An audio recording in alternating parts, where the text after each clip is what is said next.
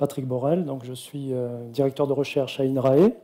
J'anime une équipe qui s'intitule Micronutrition humaine. C'est dans une unité de recherche mixte, comme l'a dit Madame Debat, qui est à la fois INRAE, INSERM et Aix-Marseille Université. Il y a 3 tutelles. Cette unité de recherche, c'est une centaine de personnes. C'est à la faculté de médecine de la Timone à Marseille et j'anime cette équipe qui s'intéresse plus particulièrement à la nutrition, le reste de l'unité étant sur les maladies cardio-métaboliques. Donc moi, je suis chercheur depuis une trentaine d'années. Je m'intéresse aux vitamines et aux phytomicronutriments. Les phytomicronutriments étant les composés qui sont présents dans les fruits et légumes et qui sont protecteurs vis-à-vis de certaines pathologies, comme les caroténoïdes, des polyphénols. Voilà, ce sont des composés présents en petite quantité dans les fruits et légumes, qui ne sont pas essentiels pour la santé, mais qui seraient protecteurs vis-à-vis de cancer, maladies cardiovasculaires. C'est pourquoi on vous conseille de consommer 5 fruits et légumes par jour pour vous apporter ces micronutriments. Il y a quelques années, je me suis intéressé aux insectes comestibles en écoutant une conférence à la Société française de nutrition. C'était un collègue de INRAE qui présentait cette conférence. Et je me suis vraiment intéressé à cet aspect en l'écoutant parce que je me suis dit, tiens, on parle beaucoup des insectes comestibles comme le futur de l'alimentation humaine. Ils apportent des protéines, ils sont bons pour la planète, on va voir tout ça, mais est-ce qu'ils contiennent des micronutriments, des vitamines? Et donc j'ai commencé à faire une recherche de la littérature et j'ai vu qu'il y avait peu de choses qui étaient connues sur le sujet, donc je me suis lancé sur ce sujet. Et aujourd'hui, c'est un petit peu l'aboutissement de ces quelques années de recherche. Donc je ne suis pas entomologiste de formation, je suis vraiment chercheur en nutrition humaine, et donc c'est un challenge pour moi aussi de vous parler d'insectes que je connais un petit peu moins que vraiment les experts sur le sujet. Donc les insectes, aujourd'hui, je vous en parlais comme source de nouveaux aliments. On parle de novel food, c'est le terme anglais consacré. Pour les populations européennes, c'est vraiment un nouvel aliment, et d'ailleurs, ça entraîne une législation assez contraignante pour la filière des insectes, puisqu'il faut démontrer qu'ils sont inoffensif pour la santé des populations européennes et qui n'a pas l'habitude de consommer ces animaux. Donc quelques rappels sur les insectes qui vont vous permettre de mieux comprendre certains aspects de ma conférence. Donc ces insectes appartiennent à l'embranchement des arthropodes. Ça, c'est important parce que vous ne le savez peut-être pas, mais on parle de risque d'allergénicité à consommer des insectes pour les personnes qui sont allergiques aux crustacés. Donc il y a à peu près 1 million d'espèces, je dis à peu près 1 300 000 espèces d'insectes qui ont été décrites, et il y en a 10 000 qui sont inventoriées chaque année, c'est impressionnant. Et on estime qu'il y aurait 5 à 80 millions d'espèces possibles sur la planète, donc il y a encore beaucoup de travail pour les entomologistes. Et c'est impressionnant, c'est 85% de la biodiversité animale. Donc, il ne joue pas qu'un rôle comme aliment, il joue un rôle essentiel dans une multitude d'écosystèmes, dans la pollinisation, la lutte biologique, la dégradation des déchets organiques. On va y revenir aussi, c'est un aspect très important de l'intérêt des insectes pour le futur de la gestion des déchets. Ils font partie de la médecine traditionnelle depuis des millénaires. Vous ne savez peut-être pas, mais les asticots sont encore utilisés pour dissoudre la chair nécrosée de certaines plaies. Bon, bien sûr, on connaît le miel, la gelée royale, la propolis, qui est produite par les abeilles pour leurs propriétés curatives. Il faut savoir que les Aztèques aussi utilisaient déjà la couleur rouge de la cochenille, qui s'appelle aussi le rouge carmin, qui est un colorant qui est toujours utilisé dans l'industrie agroalimentaire, c'est le E120. Et il est utilisé aussi, ce colorant, en cosmétique et comme teinture. Et certains le savent aussi, qui regardent des séries, ce sont des auxiliaires de la justice. Ils permettent de déterminer la datation d'un décès lors des constatations post-mortem, en fait, puisque les insectes vont coloniser les corps au fur et à mesure, et on arrive à dater comme ça la date du décès. Donc là, je vais vous parler de l'entomophagie. Donc l'entomophagie, c'est du grec ancien. Il y a un préfixe qui vient qui veut dire, qui est entomap, donc pour insecte, et phagos pour consommer. Donc on parle d'entomophagie pour l'homme, et puis on parle pour les animaux d'animaux insectivores. Donc ce qu'il faut savoir, c'est qu'il y a quand même 2 milliards d'habitants sur la planète qui sont entomophages et qui consomment régulièrement des insectes. Et sur cette planisphère, on voit avec les couleurs les plus foncées, ce sont les endroits où il y a le plus d'entomophagie. Donc c'est surtout, comme vous le voyez, dans les pays du Sud. Et il y a environ 2000 espèces d'insectes comestibles qui ont été identifiées. Donc, par rapport à ces 1 million d'espèces comestibles, il y a encore peut-être de la marge. Il y a certainement d'autres espèces d'insectes comestibles, mais à mon avis, c'est comme pour les champignons. Hein, c'est des essais-erreurs qui ont fait identifier quels sont les insectes qui sont comestibles et lesquels sont toxiques pour notre santé. Alors, il y a une variété très importante d'espèces qui sont consommées. Ici, c'est un pourcentage d'espèces. Donc, vous voyez que les espèces les plus consommées font partie de des coléoptères. Donc, ce sont essentiellement par exemple, les coccinelles, j'ai plus ça va me revenir. Sinon, ensuite, il y a les lépidoptères, donc les papillons, les hyménoptères, donc ce sont les guêpes, les abeilles et les fourmis, les orthoptères, donc les grillons, les sauterelles, les criquets, et puis on a quelques hémiptères aussi qui sont consommés. Donc tout ça, bien sûr, c'est dans les pays du Sud. Hein. On va voir par la suite que seules 3 espèces sont autorisées en Europe actuellement à la consommation humaine. Donc j'en étais aux hémiptères, et puis après, bon, j'ai signalé quand même les diptères parce qu'il y a un insecte qui est très intéressant pour l'entomoconversion, on va y revenir, c'est la mouche soldat noir. Donc la larve de cette mouche permet de recycler des biodéchets alimentaires, donc c'est pour ça que je l'ai signalé, même si cette famille d'insectes, ces insectes sont moins consommés dans le monde. Ça, c'est la consommation dans le monde des différentes espèces. Alors là, je vais faire défiler une série de diapositives pour montrer quels sont les bénéfices, les avantages à remplacer l'élevage des animaux de production, bon, on appelle ça aussi les animaux de rente, par l'élevage d'insectes. Donc là, il y a deux éléments qui sont assez convaincants. C'est la première chose, c'est les insectes sont beaucoup plus efficients pour convertir les aliments. Bon, ici, on voit les trois espèces d'animaux de production, bon, le bœuf, le porc et la volaille, et puis on a le criquet ici. Donc c'est une source de 2013, et on voit que pour produire 1 kg de protéines de bœuf, il faut environ 9 kg d'aliments.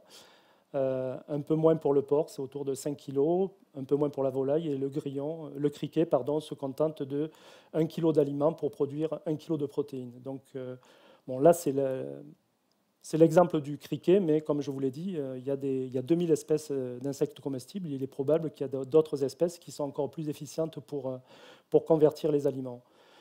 Un autre avantage des insectes, vous le voyez ici, c'est la proportion de l'animal qui est comestible. Donc, sur un bœuf, quand on enlève les cornes, les os, la peau, etc., on n'a que 40% de l'animal qui est comestible.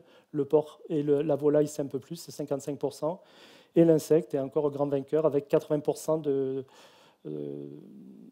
l'insecte qui est comestible. Alors là aussi, ça dépend de ce que l'on consomme, de quelle espèce d'insecte. Si c'est l'insecte adulte, comme là, pour le criquet, mais si c'est des larves d'insectes, c'est encore plus important, bien sûr. Un autre avantage aussi, c'est la surface d'élevage qui est nécessaire pour produire 1 kg de protéines. Là encore, le bœuf est loin devant, malheureusement.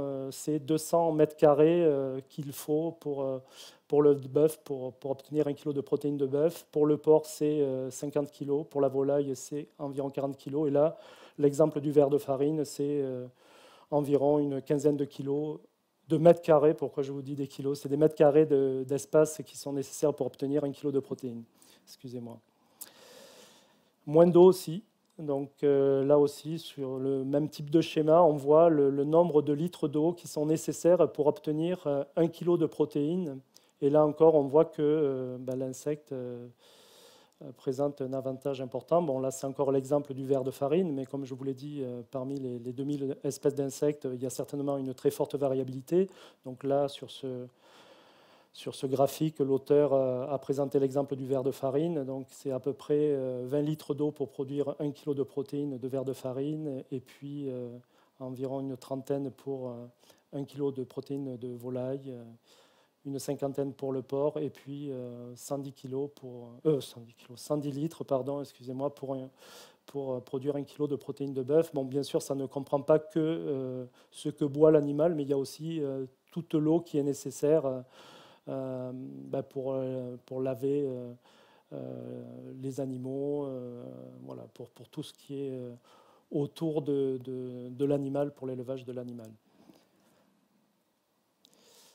Un autre exemple d'avantage, là c'est aussi assez impressionnant, c'est la production de gaz à effet de serre. Hein. Donc on est vraiment sur un sujet d'actualité avec cette conférence. Donc vous savez bien sûr tous qu'il y a un réchauffement climatique, qu'il y a des gaz à effet de serre qui sont produits. Donc il y a différents gaz à effet de serre qui sont produits par différentes activités humaines. Et l'élevage est un des premiers producteurs de gaz à effet de serre.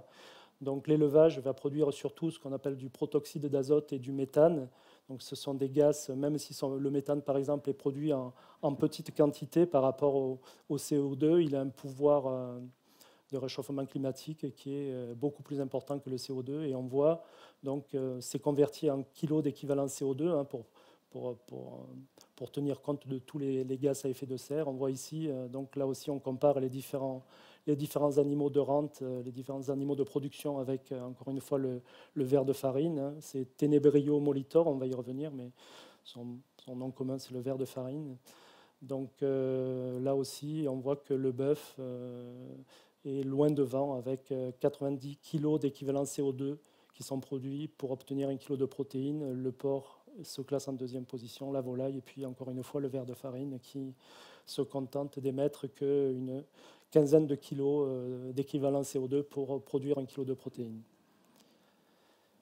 Encore un avantage, moins de production d'ammoniac. Donc vous savez que lors de l'élevage intensif, bon ici c'est l'élevage intensif de porcins, on a une production d'ammoniac hein, par l'urée qui se décompose dans le fumier qui produit ce gaz qui est l'ammoniac. Donc cet ammoniac est un gaz très nocif pour l'environnement. Il va conduire à acidifier les sols, à ce qu'on appelle l'eutrophisation, c'est-à-dire qu'il va entraîner la prolifération d'algues dans les cours d'eau.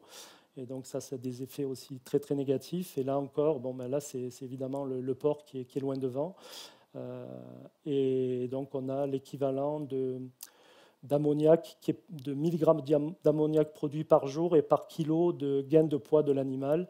Et on voit que le porc, bien entendu, est loin devant par rapport. Alors là, pour le coup, on a comparé 3 insectes, donc le grillon, le criquet, le ver de farine.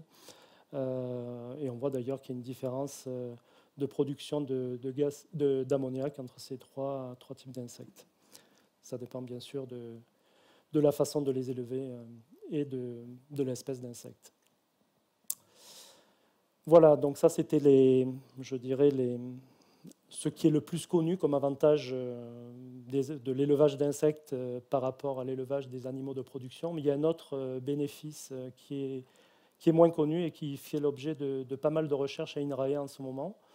C'est l'élevage de certains insectes pour recycler, valoriser une partie de nos biodéchets alimentaires. Donc là, on sort un petit peu du sujet de la conférence, mais on va vite y revenir. Donc je vous quelques chiffres impressionnants. Donc un tiers de la production alimentaire mondiale est gaspillée ou jetée.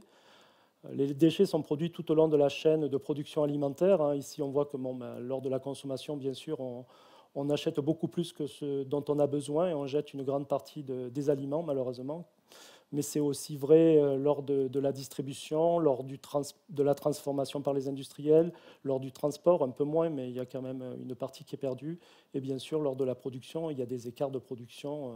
Vous savez tous que les carottes qui sont mal formées, elles vont être jetées, sauf s'il y a une filière d'aliments moches qui permet de les recycler, mais c'est rare malheureusement. Donc voilà, il y a beaucoup de déchets alimentaire et vous allez le voir, l'insecte est une des solutions pour recycler une partie de ces déchets. Donc je continue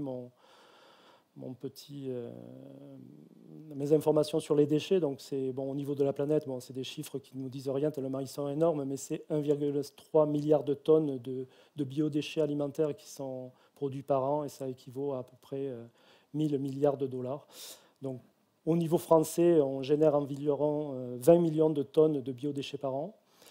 Et donc, il y a différentes méthodes de traitement de ces biodéchets, hein, plus ou moins bonnes pour l'environnement. Donc, on peut enfouir ces biodéchets, on peut les incinérer avec le risque de produire certaines substances toxiques. Hein, mais là, bien sûr, Il faut faire très attention lors de cette incinération des biodéchets.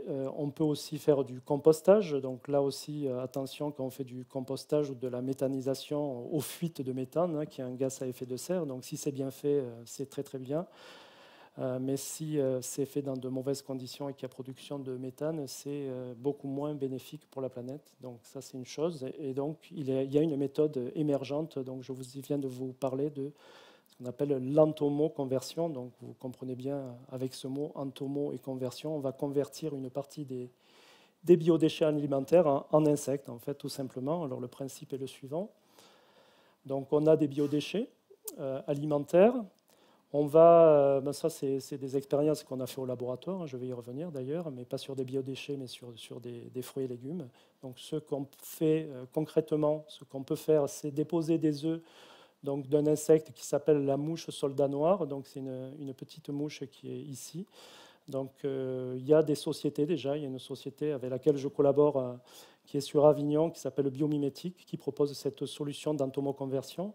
Donc, elle propose à des industriels de l'agroalimentaire de valoriser une partie de leurs écarts de production, de leurs biodéchets. Donc, le principe est le suivant. Donc, il y a les écarts de production, ou pourquoi pas des biodéchets. On va déposer des œufs de cette mouche. Donc, il y a des sociétés qui élèvent des insectes pour vendre d'ailleurs des œufs de cet animal. Donc, on dépose quelques grammes d'œufs de ces insectes sur les biodéchets. Et donc les œufs vont éclore et les larves vont se développer, vont consommer tout le substrat. Donc ce sont des larves qui ne sont pas difficiles, entre guillemets, qui sont capables de convertir des substrats organiques très très variés. D'ailleurs, ça pose des problèmes. Il faut faire très attention à ce qu'elles convertissent, parce qu'elles peuvent convertir du fumier, elles peuvent convertir tout et n'importe quoi. Donc elles sont capables de croître sur beaucoup de choses. Donc il faut faire très attention, je vais y revenir. Mais quand le substrat est sain, entre guillemets, on a des larves qui sont saines. Et donc au bout d'une quinzaine de jours, on va récupérer les larves. Et donc là, on a plusieurs filières de valorisation. Donc directement les larves, on va y revenir, elles peuvent être utilisées en nutrition animale, pourquoi pas dans le futur en nutrition humaine. Là, pour le moment, ce n'est pas encore autorisé, mais pourquoi pas dans le futur en nutrition humaine. Elles peuvent être transformées aussi en biocarburant. Je vais y revenir. Et puis, il y a aussi ce qu'on appelle le FRAS, c'est le fumier de ces larves. Donc, en fait, c'est les déjections de ces larves et puis les morceaux d'aliments qu'elles n'ont pas consommés. Donc, ça forme une sorte de compost qui est très très intéressant pour fertiliser les végétaux, et donc ça sert d'engrais. Il y a une filière aussi pour valoriser ce fumier. Donc vous voyez après, donc j'ai mis en rouge quelques questions qui se posent bien sûr et que vous vous posez certainement. Je vous ai parlé de biodéchets, donc on imagine tout de suite les poubelles avec toute l'hétérogénéité et tous les produits potentiellement dangereux pour la santé qu'il peut y avoir. Donc évidemment, on ne va pas entomoconvertir, c'est un néologisme, mais bon, qui dit bien ce qu'il veut dire, ce verbe. On ne va pas entomoconvertir tous les biodéchets, bien évidemment. Il faudra s'assurer que les biodéchets que l'on souhaite entomoconvertir soient sains et ne présentent pas de risques sanitaires qui pourraient être transmis dans les larves, pourquoi pas des contaminants chimiques ou des risques microbiologiques. Bien sûr, après, il y a des contraintes tout à fait logiques, contraintes réglementaires et sociétales à utiliser les larves et le fumier. On ne pourra pas utiliser les larves, comme je vous l'ai dit, en nutrition humaine sans s'assurer qu'il n'y a absolument aucun risque sanitaire. Et puis, donc, il faut bien sûr, et vous êtes là, vous êtes intéressé par cette thématique, il faut aussi qu'il y ait une acceptabilité du grand public à utiliser cet insecte pour entomoconvertir des déchets. Donc, sans parler de la nutrition humaine même, est-ce qu'on autorise l'utilisation de ces larves pour nourrir des animaux, sachant qu'après, nous, on va consommer ces animaux, donc on peut craindre le risque effectivement sanitaire si c'est mal fait et s'il y a des contaminants chimiques ou microbiologiques qui arrivent à se transmettre aux animaux, puis après, ces animaux sont donnés en nutrition humaine. Donc, comme je vous le dis, cette filière en émergence est très intéressante parce qu'il y a, il y a une valorisation de ces produits qui sont issus de l'entomoconversion. Donc on a des biodéchets qui ne valent rien, hein, qui sont même onéreux puisqu'il faut actuellement il faut payer pour les éliminer. Les industriels doivent payer pour éliminer ces déchets. Ils se retrouvent avec des tonnes et des tonnes de déchets qu'ils doivent éliminer, ils doivent payer. Et donc, soit il y a des filières, comme je vous l'ai dit, pour les éliminer. Mais l'entomoconversion permettrait de valoriser, de récupérer de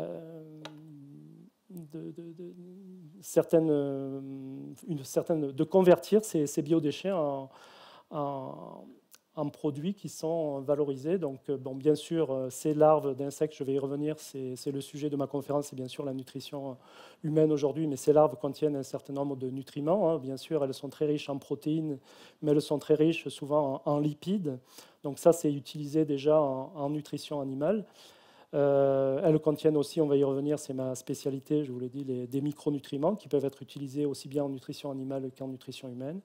Et puis, ces larves, les insectes, comme vous le savez certainement, ont un exosquelette, n'ont pas de squelette interne. Cet exosquelette est constitué d'un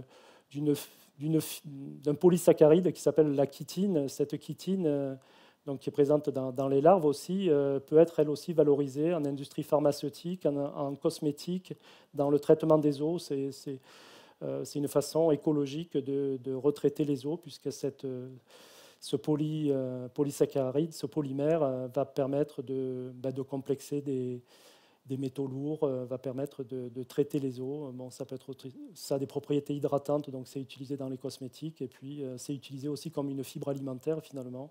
Ça peut diminuer l'assimilation du cholestérol, par exemple, si c'est incorporé dans des compléments alimentaires. Donc voilà, la chitine. Les lipides, bon, on peut les utiliser en nutrition animale directement, en donnant ces larves ou un extrait de ces larves aux animaux. Mais on peut aussi, pourquoi pas, si on a des doutes sur leur sécurité alimentaire, hein, comme je vous l'ai dit, suivant si ça provient de déchets, de biodéchets dont on n'est pas sûr de la sécurité alimentaire, ce n'est pas grave, on va pas utiliser les lipides de ces larves en nutrition animale ou en nutrition humaine. On va les convertir en biocarburants ou on va les vendre à l'industrie oléochimique qui va les transformer en différents composés. Et puis, bien sûr, je vous ai parlé tout à l'heure de ce fameux frasse, de ce fumier qui est très, très intéressant puisqu'il a des propriétés très intéressantes pour les plantes. Il est très fertilisant. Alors, j'en reviens, puisque c'est quand même l'objet de la conférence, aux qualités nutritionnelles des insectes comestibles. Donc ici, c'est une photo d'ailleurs que j'ai prise au laboratoire. C'est des larves de mouches soldats noirs qui avaient été élevées sur des carottes. Et donc, vous ne connaissez pas leur couleur habituelle, elles sont plutôt blanches. Et là, elles ont une petite teinte orangée parce qu'elles avaient accumulé du bêta-carotène. Hein. C'est le pigment de la carotte qui s'est accumulé dans ces larves. Je vais y revenir aussi par la suite.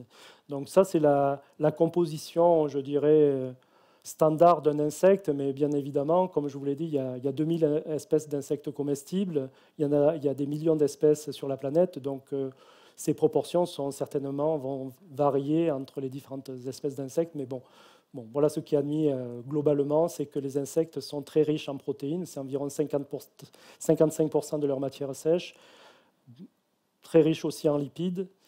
Ils contiennent aussi, donc je vous ai dit, cet équivalent de fibre alimentaire qui est la chitine, mais ils contiennent aussi un petit peu de glucides et puis d'autres composés. Et donc, les composés qui m'intéressent plus particulièrement, les micronutriments, c'est 4,5%.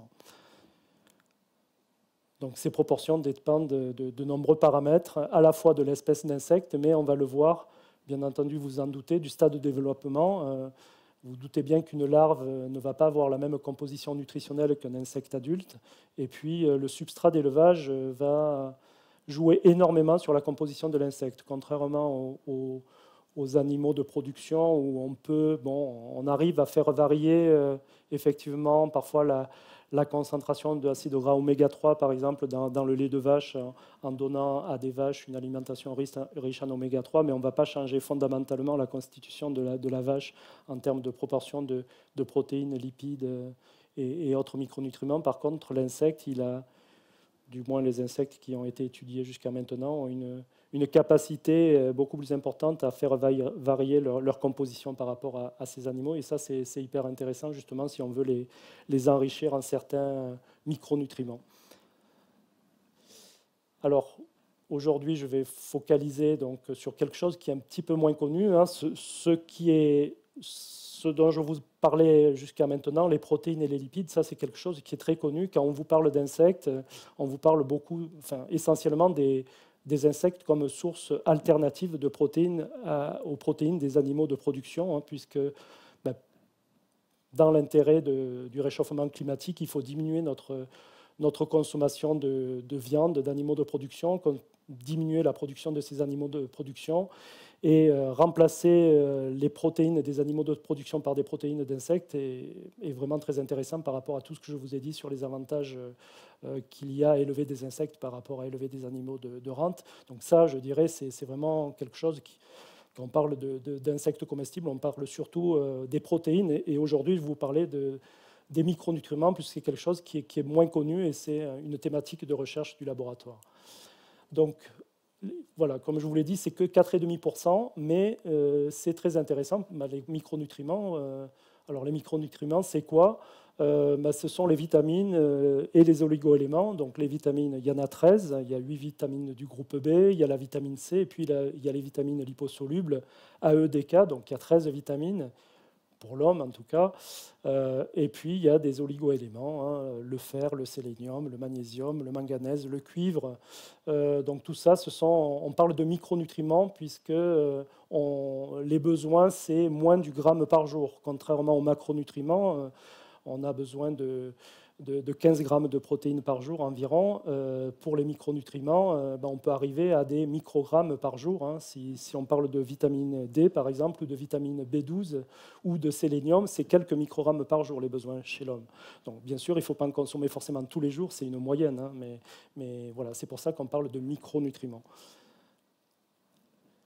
Donc voilà, quand on fait l'état de l'art sur la teneur en minéraux et en oligoéléments des insectes, voilà ce qui est globalement admis, mais encore une fois, c'est ce qui est admis sur les quelques espèces d'insectes qui ont été étudiées jusqu'à aujourd'hui. Et ces espèces d'insectes, ça se limite à un gros, on va y revenir, mais à ce ver de farine, Ténébrio molitor, à la mouche soldat, un peu au criquet. Voilà, donc en fait, on a très peu d'informations déjà sur les 2000 espèces d'insectes comestibles. Mais bon, par rapport à ce qu'on sait au jour d'aujourd'hui, il est admis que les insectes contiennent peu de calcium. Bon, ça c'est assez logique, le calcium est dans notre squelette minéralisé. Comme je vous l'ai dit, les insectes n'ont pas de squelette, ils ont un exosquelette qui est constitué de chitine, et donc il est admis qu'ils ont peu de calcium. Donc si vous voulez avoir une source de calcium, ce n'est pas les insectes qu'il faut consommer. Il est supposé que le phosphore est mieux assimilé que dans les plantes. Donc les insectes contiennent du phosphore comme les plantes, mais dans les plantes, ce phosphore est complexé avec des composés qui s'appellent des phytates, donc qui sont des molécules présentes dans les plantes et qui posent un problème lors quand on consomme des plantes avec du phosphore. Il y a une partie du phosphore qui n'est pas assimilée. On vous a parlé de biodisponibilité à la dernière conférence. C'est un problème de biodisponibilité du phosphore, du fait qu'il est complexé à cette molécule, à ces phytates. Donc les insectes ne contiennent pas de phytates, donc on suppose que le phosphore des insectes est bien assimilé. Ils sont généralement riches en magnésium. Vous savez on a tous plus ou moins, alors pas une carence en magnésium, mais beaucoup. On a souvent un apport insuffisant en magnésium, donc on peut en trouver dans des eaux minérales, bien sûr. Il y a d'autres sources de magnésium, le chocolat, voilà. Mais les insectes sont intéressants parce qu'ils ils sont généralement riches en magnésium. Et puis les insectes contiennent des concentrations élevées, des oligoéléments suivants, donc du fer, du zinc, du cuivre, du manganèse et du sélénium. Alors bien évidemment, quand on pense au fer, est-ce que c'est du fer qui est assimilable ou est-ce que c'est du fer qui n'est pas bien assimilé? Vous savez que le fer est plus ou moins assimilable s'il est présent dans les produits d'origine animale ou dans les produits d'origine végétale. Le fer qu'on appelle héminique dans les produits d'origine animale est très bien assimilé. Par contre, le fer présent dans les végétaux est mal assimilé. Donc là encore, la question se pose et elle n'est pas encore tranchée. Est-ce que le fer qui est présent dans les insectes est aussi assimilable que le fer qui est présent dans les animaux de production. En ce qui concerne les vitamines, comme je vous l'ai dit, il y a 13 vitamines, donc les 8 vitamines B. Donc on considère que les insectes sont apparemment riches en certaines vitamines, donc B2, B3, B5, B6, B8, B9.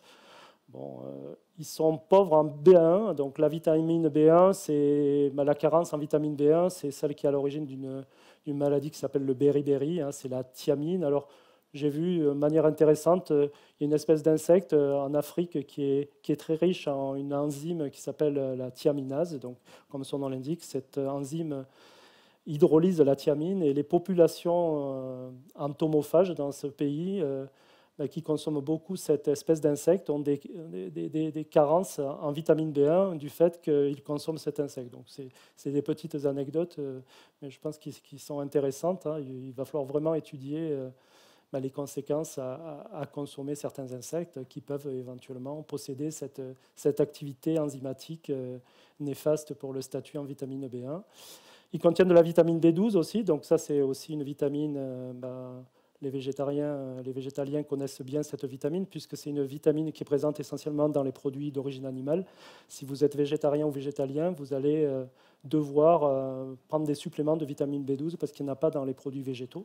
Et là, certains insectes contiennent de la vitamine B12, mais là aussi, il y a des questionnements sur la fonctionnalité de cette vitamine B12.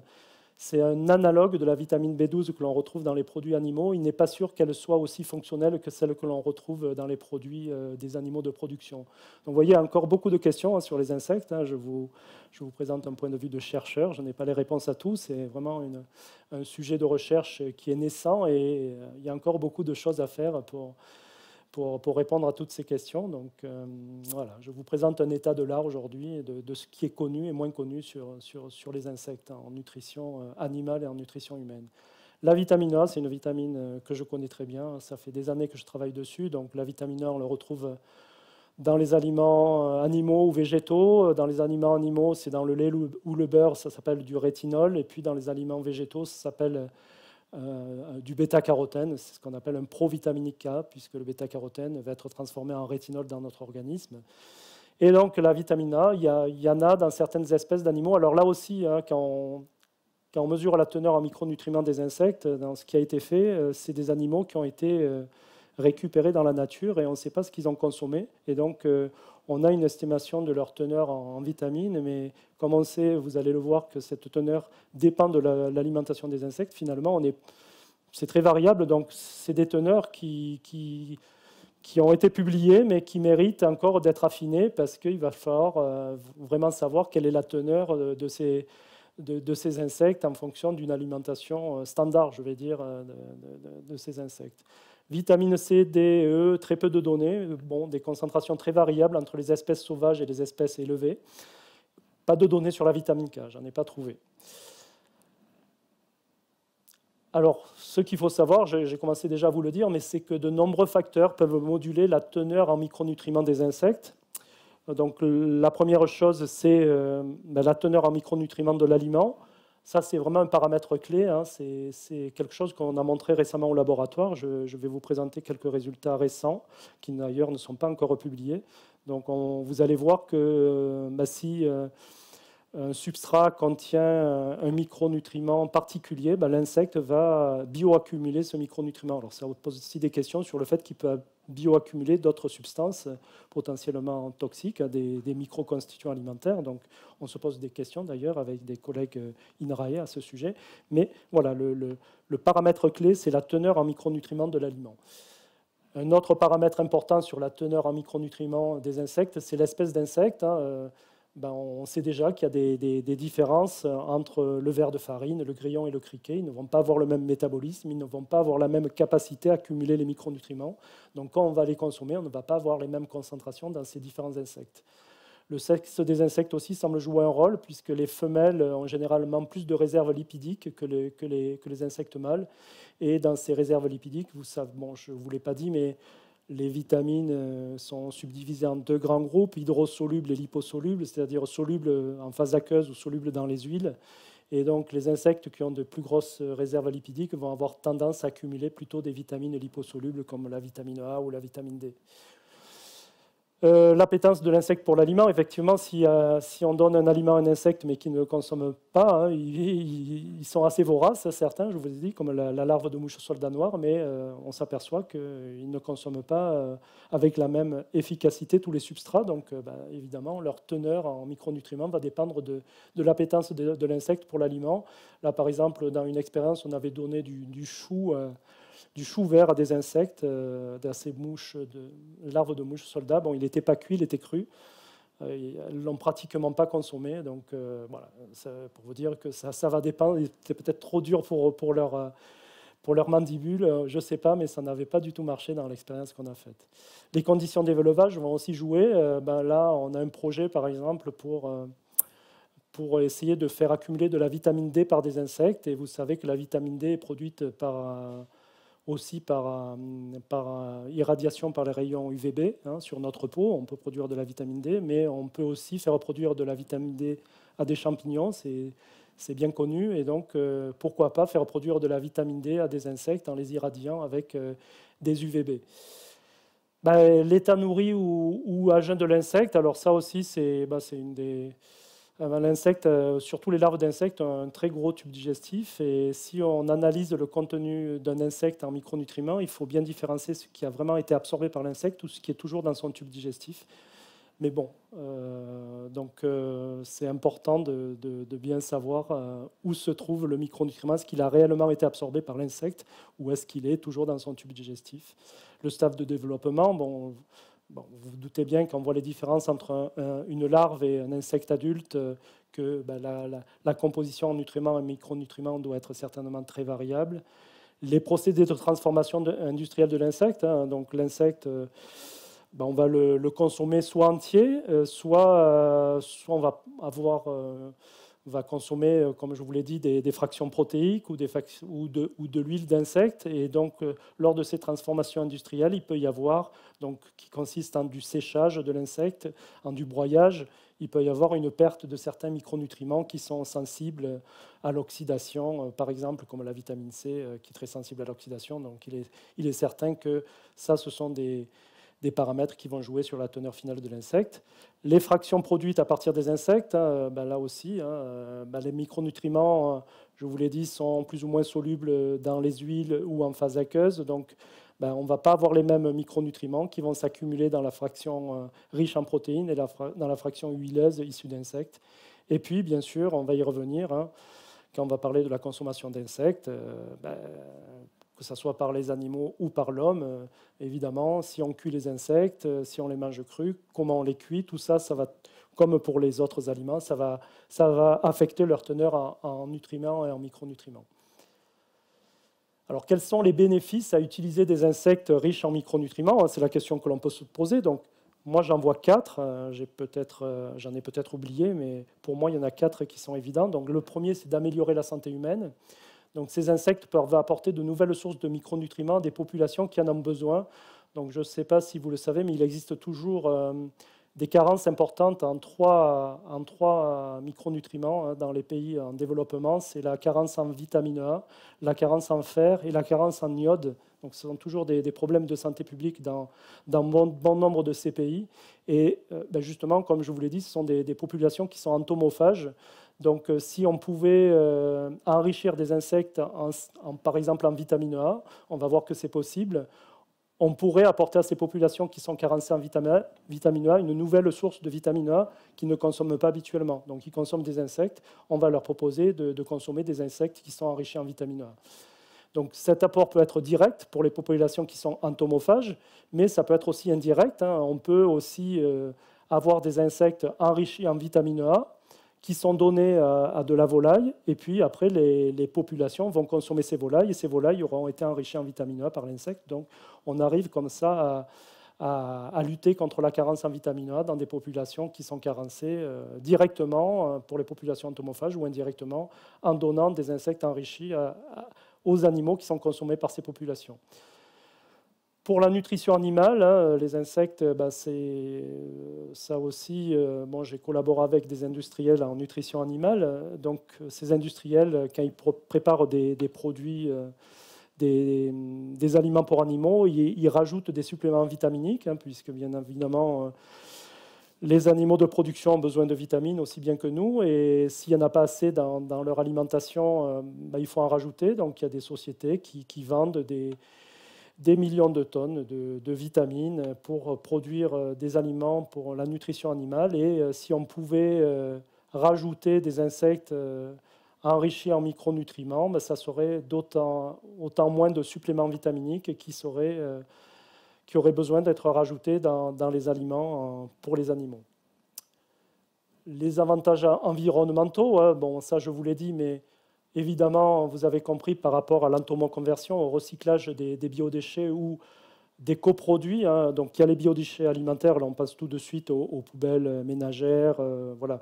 Mais il y a aussi ce qu'on appelle les coproduits de l'industrie agroalimentaire. Ce sont par exemple, quand un industriel va vous vendre des carottes râpées, il va éplucher ces carottes, il va avoir des centaines de kilos, voire plus, des tonnes de peaux de carottes qui sont tout à fait propres à la consommation par l'insecte. Et là, on va récupérer une partie des micronutriments qui sont perdus dans ces coproduits de l'industrie agroalimentaire, pourquoi pas dans les biodéchets le jour où ça sera autorisé. Mais comme je vous l'ai dit, il faut s'assurer quand même que ces biodéchets ne posent pas de problème de sécurité alimentaire. Ils peuvent contribuer à diminuer la production de sources usuelles de micronutriments. Hein, donc on va cultiver des légumes pour produire certains micronutriments. Si on recycle une partie des micronutriments qui sont dans les produits végétaux éliminés, on va diminuer la production de sources usuelles de micronutriments, ce qui est intéressant. D'un point de vue économique, c'est toujours le nerf de la guerre. Ils peuvent contribuer, comme je vous l'ai dit, à valoriser les biodéchets alimentaires. Ils peuvent augmenter la valeur marchande des produits issus d'insectes et donc les rendre plus compétitifs vis-à-vis des produits concurrents. Ça, on va y revenir. C'est un des défauts actuels de la filière insectes. C'est le coût de ces protéines d'insectes qui sont beaucoup plus chères que les protéines de soja, par exemple, ou les protéines de poisson.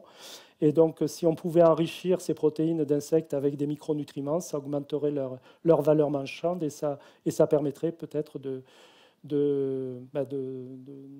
d'aider la filière à vendre ces produits issus d'insectes. Alors voilà quelques résultats du laboratoire. Je vous en ai déjà parlé sur la possibilité d'enrichir des insectes en certains micronutriments. Donc ce qu'on a fait au laboratoire, c'est qu'on a travaillé sur cet insecte dont je vous ai parlé plusieurs fois, qui s'appelle la mouche soldat noir. Voilà à quoi ça ressemble. C'est une petite mouche. Voilà, là, bien sûr, c'est grossi, mais on l'appelle mouche soldat parce que quand elle se pose en colonie, elle s'aligne comme une petite armée de soldats, d'où le nom de mouche soldat. Donc son nom scientifique, c'est Hermesia illucens. Alors pourquoi on a travaillé sur cet insecte? C'est de par sa capacité à croître sur de très nombreux substrats organiques.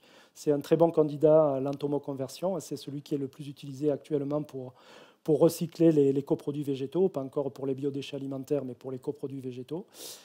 Donc, elle est actuellement autorisée en alimentation animale, pas encore en alimentation humaine, mais comme je vous l'ai dit, l'alimentation des animaux de production ou des produits issus de ces animaux, par exemple le lait et les œufs, avec des micronutriments, peut contribuer à augmenter les apports de ces micronutriments chez l'homme. Donc, indirectement, on peut utiliser cette mouche soldat pour donner à des animaux et donc enrichir ces animaux en micronutriments ou les produits issus de ces animaux et donc recycler ces micronutriments dans la chaîne alimentaire.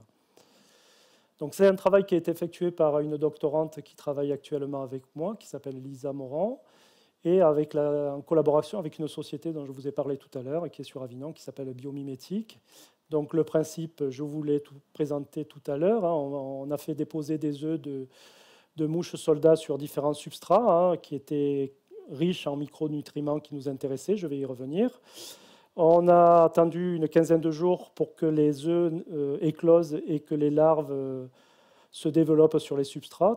Bio transforme les substrats. Et donc, on a récupéré ces larves et on a analysé leur quantité de micronutriments, à la fois dans les larves et dans les substrats pour comparer la bioaccumulation.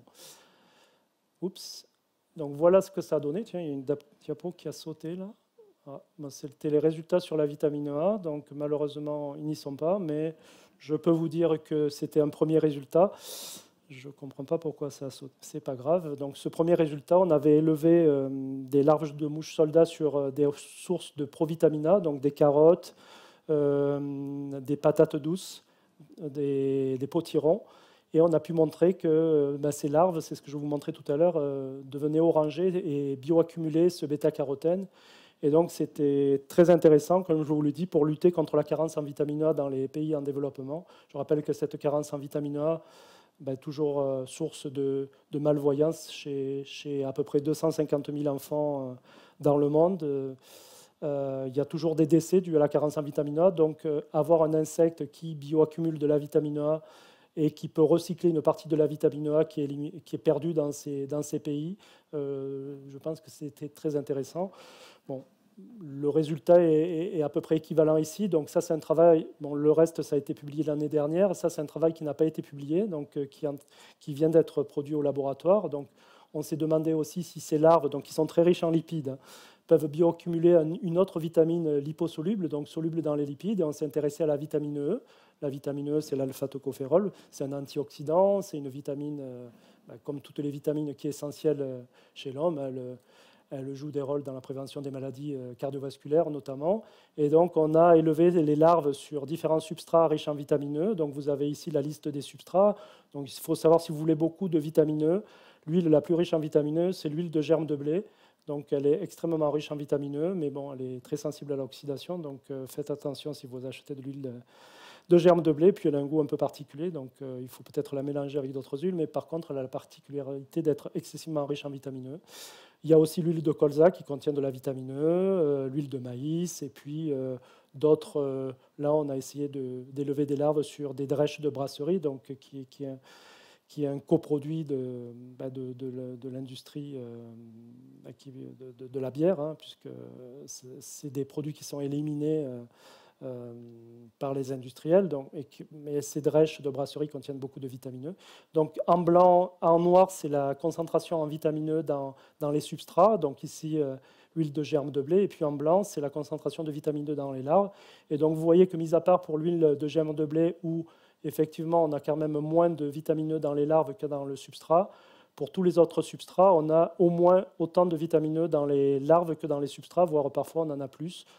Et donc, ça veut dire que ces larves ont la capacité de bioaccumuler de très fortes concentrations de vitamine E. Et ce qui est très intéressant pour la nutrition animale, vous ne savez peut-être pas, mais pour conserver la viande, on enrichit l'alimentation des animaux en vitamine E, parce que cette vitamine E va se retrouver en partie dans la viande, et comme elle est antioxydante, elle va permettre une meilleure conservation de la viande. Donc, intéressant de rajouter de la vitamine E dans l'alimentation des animaux de production. Et puis, bon, je vous l'ai dit, en nutrition humaine, c'est une vitamine antioxydante avec toutes les propriétés de cette vitamine. Donc, avoir cette vitamine dans les insectes, c'est aussi très intéressant. Oh, cette diapo aussi a sauté, donc je suis désolé, mais je vais vous raconter rapidement.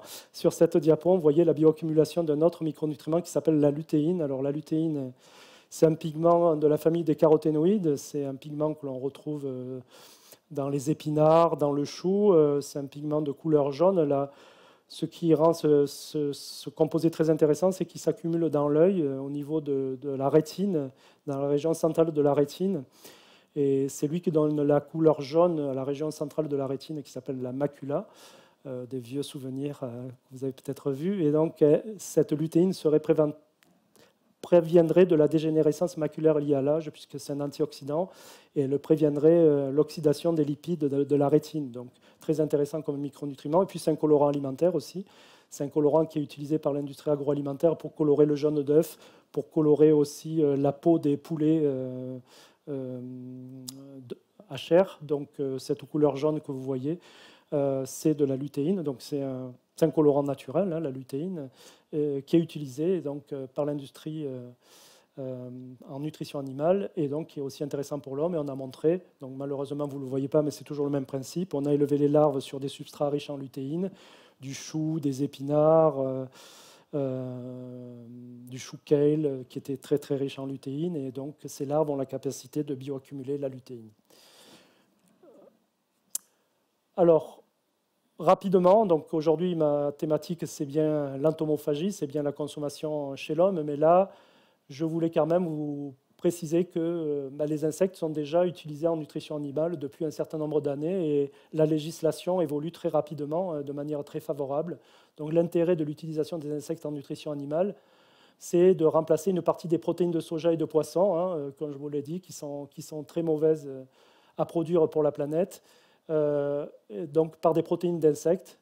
Donc ça, c'est le premier intérêt. Les avantages d'utiliser des insectes, c'est de recycler, comme je vous l'ai dit, des coproduits, les écarts de production. Et puis, c'est une nourriture, finalement, les insectes, qui est naturelle pour certains animaux, hein.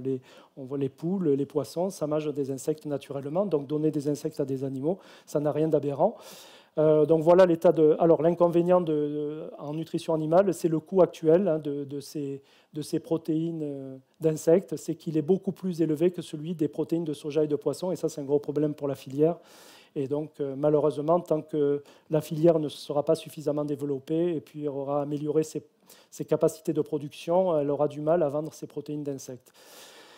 Donc la législation actuelle, c'est que on ne peut pas élever les insectes sur tous les substrats, hein, par rapport à des questions de sécurité alimentaire, hein, vous en doutez bien, c'est assez logique, hein, on ne va pas introduire dans l'insecte des contaminants chimiques, des contaminants microbiologiques, donc on ne peut élever les insectes que sur des végétaux ou des déchets alimentaires, mais uniquement végétaux, laitiers et œufs, pas de viande ou de poisson.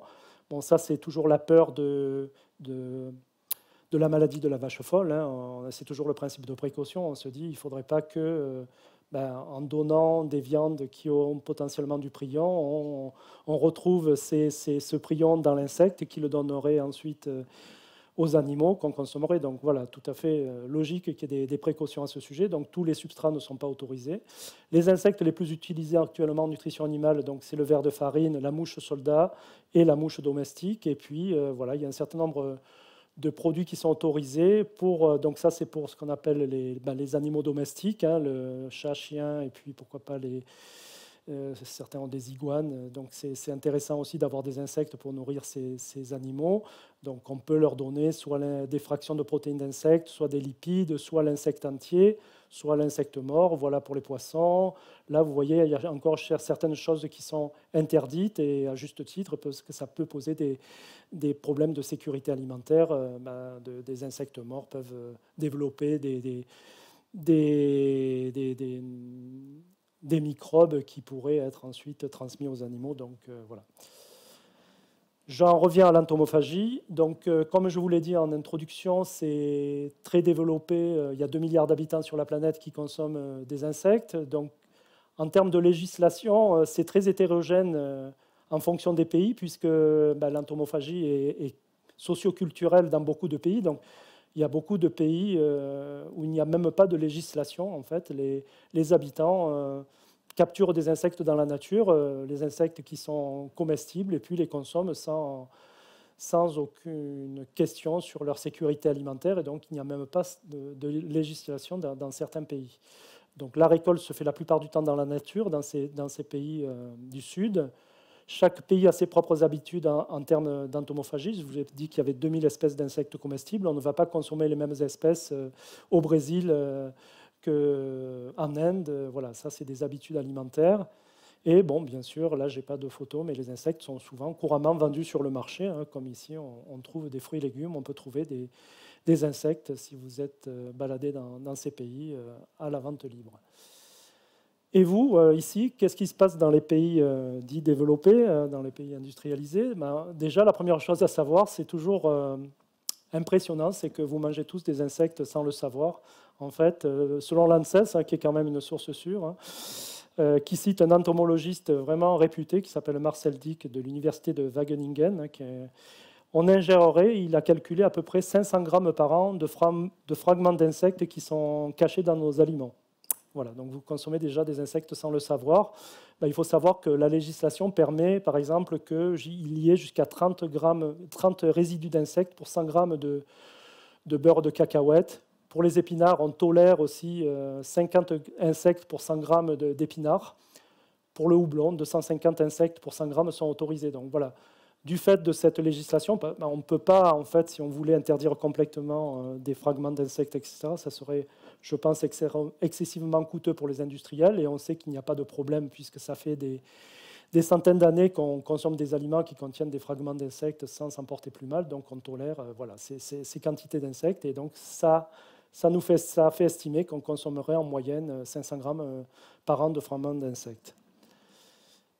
Alors, qu'en est-il de la législation en Europe et donc en France? Il faut savoir qu'en Europe, les insectes sont considérés comme de nouveaux aliments. On parle de novel food, le terme anglo-saxon qu'on voit souvent, traduit en nouveaux aliments.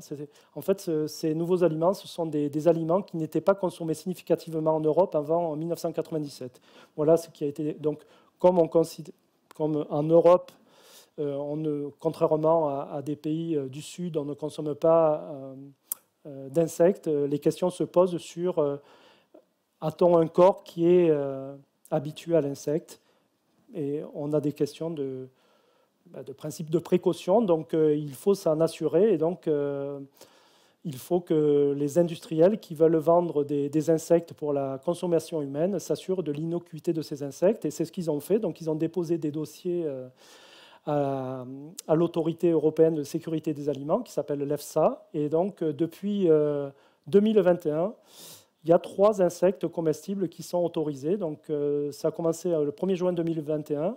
Donc, ce fameux ver de farine, Tenebrio molitor, les larves séchées, la poudre de larves de ver de farine sont autorisées comme ingrédients alimentaires. Donc, vous allez en retrouver dans quelques mois, quelques années, dans les épiceries, sous différentes formes. On va y revenir par la suite.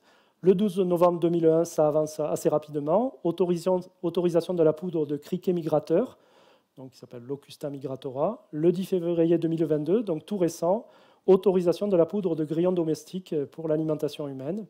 Et il y a actuellement 9 autres demandes qui ont été soumises à l'approbation de cette autorité européenne de sécurité des aliments, l'EFSA. Et donc, d'autres insectes devraient être autorisés pour l'alimentation humaine dans les prochaines années. Donc, c'est vraiment en pleine évolution. Je suis désolé pour ces diapos, j'aurais dû checker ça. Donc, il faut savoir que la FAO, pour vous rassurer, donc, 2 autorités mondiales, donc la FAO, l'Organisation des Nations Unies pour l'alimentation et l'agriculture, et l'EFSA, donc l'Autorité européenne de sécurité des aliments, soutiennent l'entomophagie. Donc là, c'est des choses que vous pouvez trouver facilement sur Internet. Donc là, la FAO propose une page en français, justement, et elle dit que elle fait un topo sur l'entomophagie. Est-ce que les insectes peuvent contribuer à la sécurité alimentaire, etc. Et donc, ils donnent les avantages pour l'environnement que je vous indiquais, les avantages pour la santé et les avantages aussi d'un point de vue social et de la subsistance, puisque dans beaucoup de pays, élever des insectes, ça pourrait être aussi un moyen intéressant pour les populations, pour gagner de l'argent. Et donc, ça, c'est au niveau de l'Europe. Donc, c'est pas traduit, cette page n'est pas traduite en français. Mais comme vous le comprenez ici, pourquoi nous devons consommer des insectes? Si vous allez sur ce site, vous allez voir les justificatifs que je vous ai indiqués, qui indiquent que l'entomophagie, l'élevage d'insectes, c'est bon pour la planète, ça présente beaucoup d'avantages. Et donc, toutes ces grandes agences soutiennent l'entomophagie et l'élevage d'insectes dans l'intérêt de la planète et pour remplacer l'élevage des animaux de production. Donc, il y a quand même des freins à l'entomophagie. J'ai mis une petite image ici. Évidemment, tout le monde n'est pas habitué à consommer des insectes. Donc, il y a des freins socioculturels. Les habitudes alimentaires, c'est tout à fait naturel d'avoir un certain dégoût pour les insectes, je dirais, quand on n'y est pas habitué. Mais il faut savoir que les habitudes alimentaires peuvent changer assez rapidement. C'est une question d'éducation alimentaire. Si on élève des enfants, si on leur fait consommer des insectes dès leur plus jeune âge, ils n'auront pas le même dégoût que peut avoir un adulte qui n'en a jamais consommé. Donc, à titre d'exemple, il faut savoir que la consommation de poissons crus est relativement récente dans les populations européennes. Et maintenant, beaucoup de gens mangent des sushis et ça ne procure pas la même inquiétude qu'au début, quand on a proposé de consommer du poisson cru. Il y a des questions aussi qui peuvent se poser. Là, j'ai vu que dans le Coran et la Torah, donc seuls les criquets et les sauterelles sont explicitement consommables. Il n'est pas indiqué, il n'y a aucune mention au sujet des autres espèces d'insectes. Donc il va peut-être à un moment falloir se poser des questions sur est-ce que ces religions vont autoriser la consommation de ténébriaux ou de mouches soldats, etc., ou d'autres espèces d'insectes. J'avoue que je ne connais pas bien le sujet, mais en tout cas, des questions se posent à ce sujet. Bon, bien sûr, il y a les critères organoleptiques. Hein. Les gens me posent toujours la question, quel goût ça a, l'insecte? En fait, ça a plein de goûts. Hein. Ça dépend de l'espèce d'insecte, ça dépend de la façon dont le cuisiner. Donc ça, c'est au chef cuisinier, à l'industrie agroalimentaire de nous proposer des recettes appétissantes. C'est tout à fait possible. Et puis, il y a quand même des contraintes économiques à l'entomophagie. Je vais vous parler du coût des farines, des protéines d'insectes, mais il faut savoir que l'industrie agroalimentaire a besoin d'un approvisionnement en insectes de qualité de manière constante et suffisante pour pouvoir produire régulièrement. Et actuellement, il n'y a pas encore une filière suffisamment développée pour permettre un bon développement économique de cette filière. Alors, où se procurer des insectes comestibles? Donc, évidemment, la question qu'on voit tous des insectes dans la nature. Donc, après tout, c'est ce qui est fait dans de nombreux pays du Sud. Pourquoi pas ramasser des insectes et les consommer? Mais là, je vous le déconseille. C'est une très mauvaise idée, parce qu'il y a évidemment un risque d'épuiser les populations sauvages d'insectes. Si tout le monde se met à ramasser des insectes pour les consommer, il va vite y avoir un problème. Déjà qu'il y a une disparition des insectes avec le réchauffement climatique. Si en plus on les ramasse pour les consommer, ça ne va pas aller. Et puis, il y a aussi la présence potentielle de contaminants chimiques. Hein. Ces insectes dans la nature, on ne sait pas ce qu'ils vont consommer. Ils vont peut-être aller sur des plantes qui ont été traitées par des produits phytosanitaires.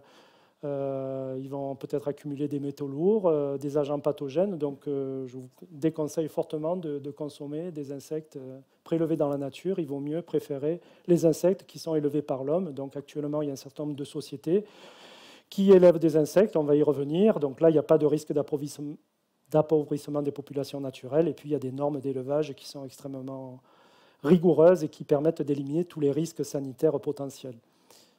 Donc voilà, les fermes d'élevage d'insectes comestibles existent déjà. Hein. Bon, vous avez peut-être déjà entendu parler de cette société qui s'appelle Insect, mais il faut savoir qu'en France, il y a une vingtaine de sociétés qui produisent déjà des insectes. Hein.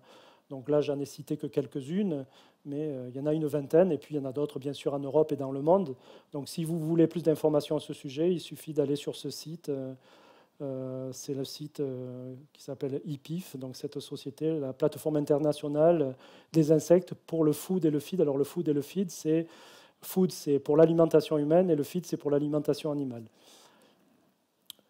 Alors comment allons-nous consommer les insectes? Bon, pareil, là je remercie la société Giminis qui m'a donné l'autorisation d'utiliser un certain nombre de ces photos qui sont disponibles sur son site. Donc, elle propose, cette société, déjà des insectes en apéritif sous forme vous voyez, du criquet ici, avec du poivre et des tomates séchées, ce verre de farine, ail et herbes de Provence, des biscuits secs, des barres protéinées, pourquoi pas des pâtes. Et puis, c'est aux industriels de réfléchir par rapport à ce marché, de nous proposer d'autres produits contenant des insectes.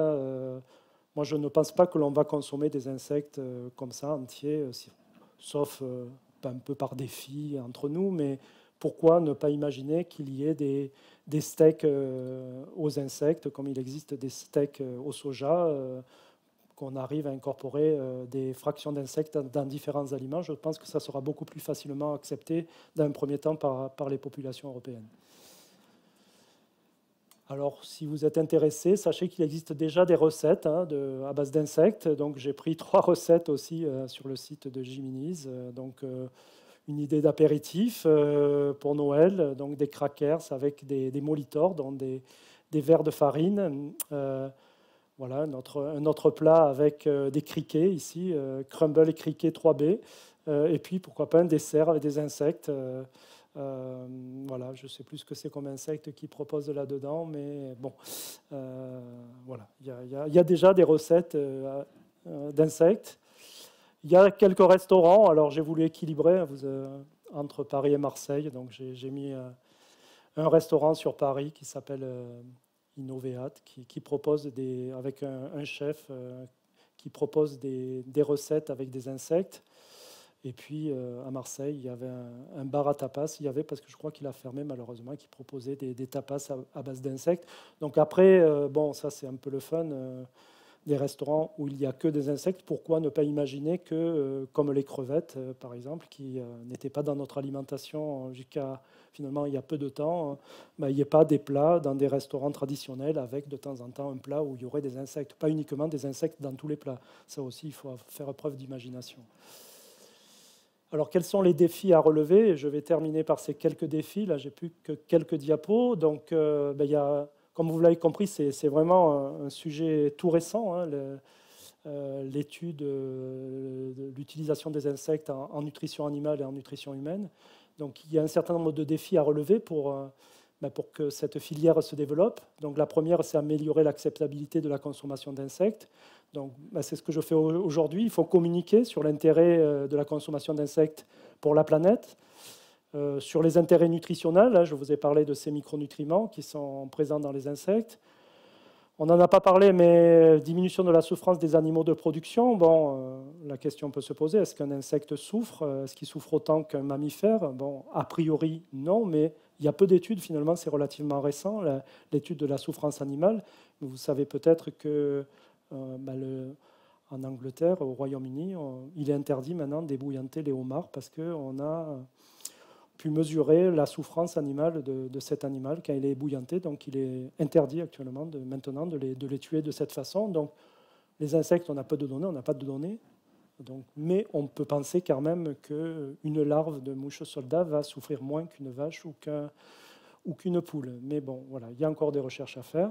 Mais a priori, on pourrait penser qu'on va diminuer la souffrance animale en consommant des insectes. Il faut convaincre les végétariens aussi, végétaliens. Bon, les insectes sont des animaux, donc si on est vraiment strict, on ne devrait pas, si on est végétalien ou végétarien, consommer des insectes. Après, il y a beaucoup de végétariens ou de végétaliens qui le sont par rapport à cette souffrance animale. Et si on les convainc que les insectes souffrent moins, ça dépend de la façon dont on les tue aussi. Actuellement, on les tue par congélation essentiellement. Donc voilà, bon. On peut penser que c'est qui s'endorment doucement comme ça, mais après tout, voilà, on a peu d'informations encore une fois. Mais bon, par rapport aux végétaliens, je pense que cette notion de souffrance animale est intéressante puisque les insectes, a priori, souffrent moins que les animaux de production. Explorer les nombreuses possibilités que nous offre la multitude d'espèces d'insectes. Je vous ai dit qu'il y avait déjà 2000 espèces d'insectes comestibles qui ont été identifiées. Et moi, je pense qu'il serait intéressant. Là, je vous ai parlé de ténébrio, de la mouche soldat, de grillon, du criquet, mais en fait, il y a beaucoup d'études qui restent à faire pour savoir quelles sont les espèces qui sont les plus intéressantes en termes de... par rapport à tous les paramètres que je vous indiquais, sur la production de gaz à effet de serre, sur la consommation d'eau, sur l'accumulation de micronutriments, tout ça, on a très très peu d'informations. Voilà, c'est ce que je redis ensuite après. Il faut aussi améliorer les techniques d'élevage. Bon, là, évidemment, les sociétés comme Insect qui produisent du ténébrio sont extrêmement avancées sur la production, sur l'élevage de cet insecte. Donc, mais il faut progresser sur l'élevage d'autres insectes d'intérêt. Donc, il faut innover en termes de mécanisation, d'automatisation. Tout cela pour rendre les produits à base d'insectes compétitifs, hein, comme je vous l'ai dit, par rapport aux autres produits disponibles, ces fameuses protéines de soja et de poisson qu'il faut remplacer rapidement dans l'intérêt du réchauffement climatique. Il faut aussi sélectionner des lignées plus intéressantes. Là aussi, oui, les insectes, la mouche soldat, il existe beaucoup de variétés de mouches soldats. Et il y a des chercheurs en génétique qui comparent différentes lignées de mouches soldats pour voir s'il n'y a pas des lignées qui sont plus intéressantes que d'autres. Là, tout est à faire aussi. Rien que sur une espèce d'insecte, on peut déjà décliner en différentes lignées d'insectes comme il y a des races de vaches à lait, de vaches à viande, etc., on peut imaginer des lignées de ténébrios qui pourraient être plus intéressantes pour un usage qu'un autre. Il faut, par rapport à l'entomoconversion, il faut valider la possibilité d'utiliser sans risque sanitaire des substrats issus de différents déchets. Donc, actuellement, comme je vous l'ai dit, c'est interdit, à juste titre, pour des risques de sécurité sanitaire. Mais actuellement, à l'INRAE, on a un programme, on a un consortium avec différents chercheurs de différents départements de l'INRAE qui réfléchissent justement à un projet pour voir s'il ne serait pas possible d'entomoconvertir une partie de ces déchets alimentaires qui seraient sans risque sanitaire. Obtenir plus de données sur la souffrance des insectes, donc les questions qui se posent. On n'a toujours pas de réponse. Les insectes souffrent-ils? Oui, mais si oui, la souffrance est-elle identique pour les différentes espèces d'insectes? Est-ce que les larves souffrent autant que les adultes? Si la souffrance s'est avérée, il faudrait optimiser les méthodes d'élevage et d'abattage. Voilà, c'est pas parce que ce sont des insectes qu'il ne faut pas se poser ces questions de la souffrance aussi animale. En termes de défis, il y a aussi des défis en termes de sécurité alimentaire. Il faut préciser les risques d'allergie aux insectes chez l'être humain. Donc oui, ça, c'est une des diapos qui n'est pas apparue tout à l'heure. Donc on se pose des questions sur les risques sanitaires à consommer des insectes. Et le risque le plus important, par principe de précaution, c'est le risque allergique. Actuellement, l'EFSA a demandé à ce qu'il soit indiqué qu'il y a des produits à base d'insectes sur les aliments contenants parce que on a toujours un doute sur le fait que les insectes ne soient pas allergènes comme le sont les crustacés chez certaines personnes. Donc c'est 1 à 2% de la population qui est allergique aux crustacés. Mais ces personnes-là pourraient être allergiques aussi aux protéines d'insectes. Donc voilà, ça c'est un risque qu'il ne faut pas négliger. Par contre, il faut, voilà, donc par rapport à ces biodéchets, il faut évaluer les risques potentiels à entomoconvertir certains déchets pour éviter les contaminants chimiques, les micro-organismes, l'accumulation potentielle de métaux lourds qui seraient dans ces biodéchets. Donc il faut définir un cahier des charges pour être sûr de sélectionner les substrats qui soient sains pour l'entomoconversion. Pour l'environnement, il faut effectuer ce qu'on appelle des analyses de cycle de vie. Je ne sais pas si vous êtes familier avec ces analyses de cycle de vie. On en parle beaucoup actuellement pour les voitures électriques, par exemple. Quel est l'impact carbone de la production d'une voiture électrique par rapport à la production d'une voiture thermique, si on tient compte des terres rares, etc. Donc, c'est ce qu'on appelle une analyse de cycle de vie. On fait un bilan de la production de l'objet jusqu'à son élimination. Et pour l'insecte, c'est pareil. Il faut faire des analyses de cycle de vie assez poussées pour l'élevage d'une vaste gamme d'insectes pour savoir finalement quelles sont les meilleures méthodes d'élevage et pour choisir les meilleures méthodes les meilleures espèces d'insectes pour l'environnement. Et il faut évaluer les risques liés à l'élevage de nouvelles espèces afin d'éviter aussi l'introduction d'espèces envahissantes, parce que, bon, ça, je pense que vous vous êtes peut-être posé la question, mais la mouche soldat noire dont je vous ai parlé, elle est déjà répartie sur l'ensemble de la planète, donc élever de la mouche soldat noire ici ne présente aucun risque environnemental, même si elle s'échappait des fermes d'élevage, il n'y aurait pas de risque qu'elle envahisse, elle est déjà présente dans la nature ici et dans le monde entier, depuis très longtemps. Mais si on amène de nouvelles espèces, je vous ai dit, il y a 2000 espèces d'insectes, il faudra faire attention quand même à ce risque-là. Quelques messages, je termine par cette diapositive, donc j'espère que vous allez repartir avec ces messages. Donc l'entomophagie, je ne sais pas si vous en étiez conscient, mais est relativement courante sur la planète, 2 milliards d'habitants qui consomment des insectes, c'est une pratique ancestrale dans de nombreux pays. La substitution d'une partie de nos apports de protéines animales par des protéines d'insectes aurait de nombreux bénéfices pour la planète, j'espère vous en avoir convaincu. L'élevage d'insectes peut contribuer à recycler aussi des déchets organiques, ce qui est aussi bénéfique pour la planète, mais encore un certain nombre de questions qui doivent être résolues sur le risque à recycler ces déchets organiques. Vous savez maintenant que l'Europe a autorisé récemment 3 espèces d'insectes pour l'alimentation humaine.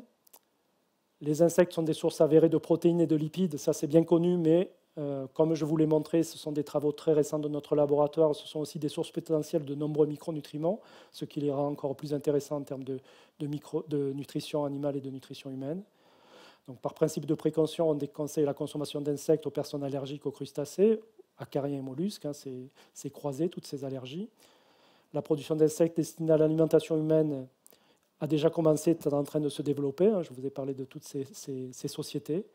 Mais j'espère aussi vous avoir fait passer ce message. Il y a encore de nombreux défis à relever pour que la consommation d'insectes se développe. Il faut améliorer l'acceptabilité des populations, améliorer l'élevage, obtenir plus d'informations sur la souffrance des insectes, etc.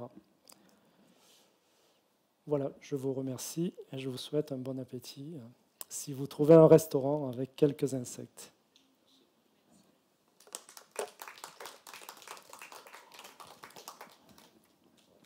Nous passons aux questions. Nous prendrons un quart d'heure pour les questions. Excusez-moi. Bon, bonsoir. J'ai cru comprendre dans votre conférence que l'Europe avait effectué une étude pour savoir si les Européens étaient capables, enfin, si la l'entomophagie n'était pas dangereuse pour les Européens, alors que... Oui. Excusez-moi. Je me suis mal exprimé. En fait, elle n'a pas fait d'étude, c'est le principe de précaution. On se dit que la consommation d'insectes n'est pas coutumière pour les populations européennes depuis des centaines, des milliers d'années. Hein. On ne consomme pas d'insectes. Et donc, il y a des questionnements sur le risque potentiel à introduire un nouvel aliment. C'est l'EFSA qui a ce principe de précaution sur ce qu'on appelle tous les nouveaux aliments. Donc chaque fois qu'il y a un aliment qui n'est pas habituellement consommé par les populations européennes, il est soumis à des analyses poussées pour s'assurer de son innocuité pour nos populations.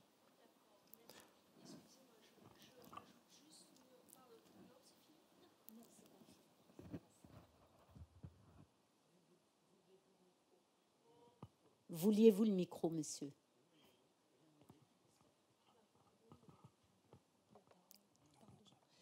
Oui, donc, mince, j'ai loupé mon truc. Pardon, mais non, c'est... ah oui, en fin de compte, c'est strictement dans un souci industriel. Grosso modo, c'est développé, puisque c'est une chose dont on a perdu l'habitude de manger. C'est un souci purement industriel et accompagner les industriels. Non, c'est pour protéger les populations. C'est pour être sûr qu'on ne va pas introduire un risque sanitaire, un risque pour les populations. C'est dans le but de protéger les populations. Pas du tout. Justement, ça met des contraintes aux industriels. C'est-à-dire que les industriels, s'ils veulent mettre sur le marché de nouveaux aliments, ils vont devoir prouver que ces nouveaux aliments sont inoffensifs pour les populations. Donc c'est vraiment une contrainte vis-à-vis des industriels et c'est vraiment une protection de la population européenne. C'est pas du tout pour soutenir les industriels. Au contraire, quand ils ont appris que les insectes allaient être considérés comme de nouveaux aliments, croyez-moi, au début, ça a été un sacré choc pour eux, parce que justement, jusqu'à maintenant, ce n'était pas considéré. Il n'y avait pas de législation, en fait. On trouvait en Belgique, notamment, pas mal d'insectes. Je ne sais pas si vous êtes déjà allé en Belgique, mais il y a pas mal d'insectes qui sont consommés depuis longtemps. Et il n'y avait pas de législation en fait sur le sujet. Et le jour où l'EFSA s'est emparée du sujet, elle a mis cette contrainte de novel food, de nouveaux aliments. Et donc toute la filière a été un petit peu embêtée parce que du jour au lendemain, on leur a dit non, mais là vous devez arrêter de mettre sur le marché des insectes. Il y a un risque potentiel pour la population. Donc avant de les mettre sur le marché, prouvez-nous qu'ils sont inoffensifs pour ces populations. Donc c'est vraiment pas du tout pour soutenir les industriels, au contraire.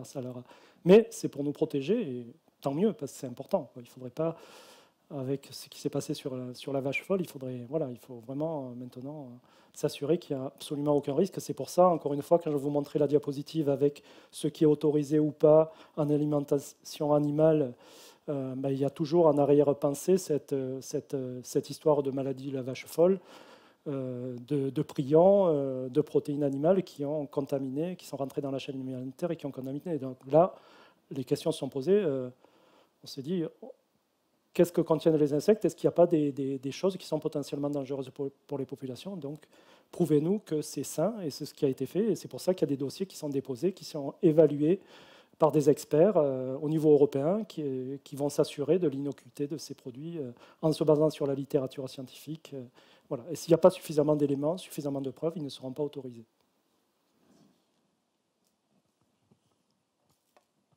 J'ai une question sur les populations qui mangent déjà les insectes. Est-ce qu'il y a déjà des études faites sur le ressenti des gens? Est-ce qu'ils sont malades? Est-ce qu'on a étudié les personnes qui consomment depuis X années les insectes, en fin de compte? Là, je sache... Que nous, on fasse, en tant qu'Européens, des vérifications plus pointues. Mais est-ce qu'il y a déjà une étude de base des gens qui l'utilisent de façon courante depuis des années? Pas à ma connaissance. Il y a très peu de recherches. Bon, après, voilà, c'est un domaine très, très large. Oui. J'avoue que je n'ai pas fait la littérature sur cet aspect-là des choses. Voilà, il y a 2 milliards d'habitants qui consomment des insectes régulièrement, 2000 espèces d'insectes comestibles consommées. Moi, je n'ai pas vu d'études vraiment à ce sujet, mais encore une fois, je ne prétends pas connaître toute la littérature sur cet aspect-là. Mais c'est sûr que ça serait à faire parce qu'il y a certainement des expériences à tirer de ces populations qui consomment des insectes depuis longtemps. On parlait d'allergie. On se pose toujours, par principe de précaution, des questions sur le potentiel des insectes à être allergiques parce que, comme je vous l'ai dit, sont de la même famille que les crustacés, les acariens, donc il y a des allergies croisées, donc par principe de précaution.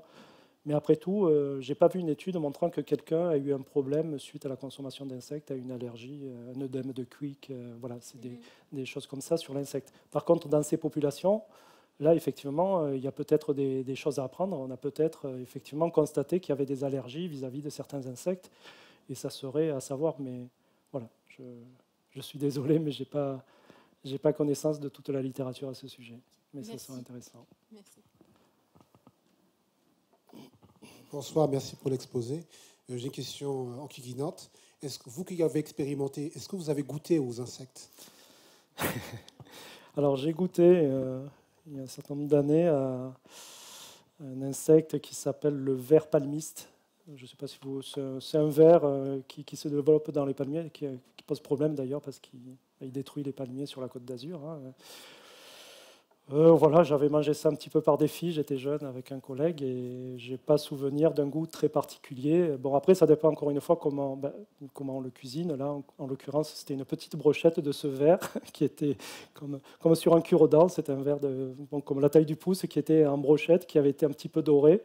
Donc voilà, j'ai pas de souvenir très particulier. Il n'était pas aromatisé. Je vous ai présenté la société Giminis ou d'autres sociétés proposent d'aromatiser les insectes. Donc à la fin, on a un goût qui est peut-être très différent du goût original de l'insecte. Mais le goût de l'insecte lui-même, quel insecte, je ne peux pas vous dire. Voilà.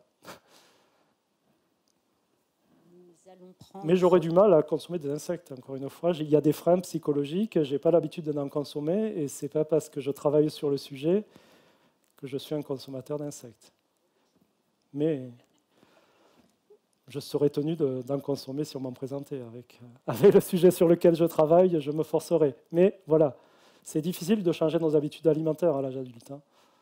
C'est pour ça que je disais il faut éduquer, il faut habituer les enfants à la consommation d'insectes pour que dans quelques générations, ça soit quelque chose de beaucoup mieux accepté, beaucoup plus courant. C'est dans l'intérêt, encore une fois, de la planète. Quand on voit tous les avantages que l'élevage d'insectes apporte, je pense qu'il est temps de vaincre ces freins psychologiques et d'être innovant. On peut faire confiance aux industriels pour nous proposer des choses innovantes, des recettes, etc. Nous allons prendre les questions sur YouTube. Oui. Nous avons le chat. Donc là, il y a une idée, une question assez intéressante au sujet de l'amélioration de la teneur en vitamines des insectes. Est-ce que vous travaillez avec des entomologistes ? Pas encore, non. Moi, pour le moment, j'ai travaillé uniquement sur la mouche soldat. Comme je vous l'ai dit, pour le moment, il y a trois espèces d'insectes qui sont autorisées en alimentation humaine. Il y a le ténébrio, il y a le grillon et le criquet. Et cette mouche soldat n'est pas encore autorisée en nutrition humaine, elle est autorisée en nutrition animale, mais son intérêt, c'est l'entomoconversion. C'est vraiment l'espèce qui a le plus fort potentiel. Bon, encore une fois, on n'a pas étudié l'ensemble des espèces qui peuvent recycler des déchets, mais celle que l'on connaît le mieux, c'est celle-là. Et moi, j'ai travaillé sur celle-là parce que mon idée, c'était de recycler des coproduits de l'industrie agroalimentaire en collaboration avec cette société. Et c'est cette mouche soldat qui est utilisée. Bon, après, il y a des entomologistes à INRAE, et donc à voir si dans le futur, effectivement, en collaboration, on ne pourrait pas comparer d'autres espèces d'insectes pour l'entomoconversion. C'est à la limite un sujet très intéressant. Et une autre question qui rejoint une question précédente. Dans l'histoire de l'humanité, l'homme a-t-il déjà été consommateur d'insectes? Et est-ce que vos recherches seraient un retour en arrière, mais pour aller de l'avant? Alors, dans l'histoire de l'humanité, oui. Actuellement, quand je dis qu'il y a 2 milliards d'habitants qui consomment des insectes, c'est actuellement. Et ça, depuis des dizaines de générations. Je ne peux pas vous dire quand a commencé la consommation d'insectes. On peut penser que Homo sapiens, quand il se nourrissait, on parle de chasseurs-cueilleurs. On ne pense pas aux insectes, mais là, il faudrait aussi discuter avec des spécialistes et voir si... mais bon, je ne suis pas sûr qu'il reste des fossiles, des débris d'insectes dans ce qu'ont consommé les Homo sapiens. On trouve bien sûr des os, on sait qu'ils ont consommé différentes espèces animales, différents mammifères, des oiseaux, etc., parce qu'on retrouve des fragments d'os. Par contre, l'insecte, je ne suis pas sûr qu'on ait cherché des exosquelettes d'insectes, mais pourquoi pas. Mais moi, je pense que ça a commencé avec... les primates consomment des insectes, hein, voilà. Donc ça fait partie des aliments des animaux, donc des primates. Donc je pense que l'homme a toujours consommé des insectes. Et si on n'en consomme plus dans les populations européennes, c'est relativement récent à mon avis. Mais là aussi, hein, désolé, mais sur l'histoire de l'entomophagie à travers les âges, ça dépasse mes compétences. Là, je peux vous donner que quelques hypothèses, mais à confirmer par d'autres experts sur la nutrition humaine au cours des âges.